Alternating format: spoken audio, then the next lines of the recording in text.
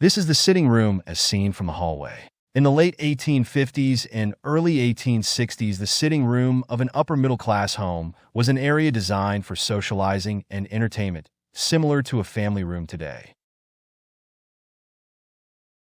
As previously mentioned, the woodwork in this room is not as ornate as in the front parlor. The parlors were kept at a comfortable temperature for family and visitors. The shutters on the outside of the windows and the heavy draperies kept the sun out all summer. In winter, the heavy draperies and the fireplace or wood stoves would keep the rooms cozy.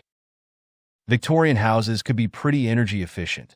The rooms of middle-class Victorians were small and could be heated individually. When I replastered the Paugh house, it had stove vents in every room except the entry hall. Wall-to-wall carpeting was very popular by the 1860s. The wallpaper was usually a light color to enhance the dim lighting. Asian and Chinese motifs were popular in the better homes. By the 1860s, lighting had improved in homes with coal-derived kerosene lighting, but many homes still used candles and whale oil or lard lamps. Games, puzzles, stereoscopes for viewing exotic locales and sports, etc., and sometimes a piano for the family and friends to gather around and sing or play a fiddle, were features of the back parlor or sitting room.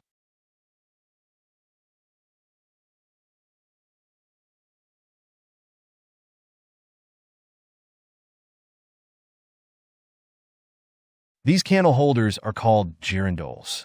They were popular in the 1850s.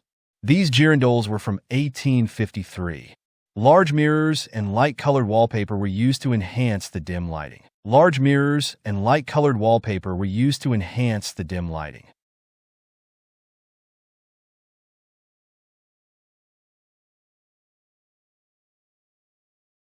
I like the nice Gothic detail on the fireplace surround.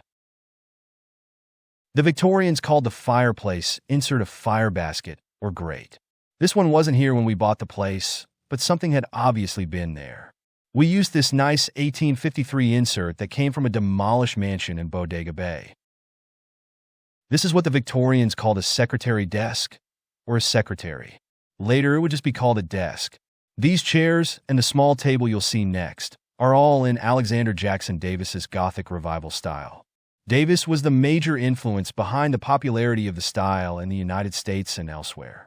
Davis is famous for his many public buildings and picturesque country houses, including the still remaining and much celebrated Lyndhurst in New York.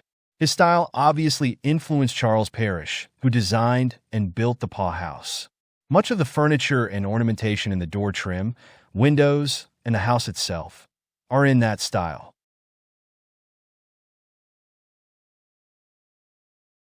According to the 1883 coroner's report on the crime, the location of the Chinese cabinet in the right foreground is where Judge Moore's body was found, an apparent victim of homicide.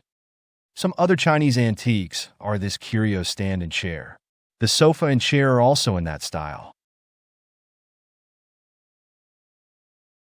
That'll do it for the sitting room. Next, I'm going to the little room under the stairs, where we keep all the stuff we found when we were restoring the house.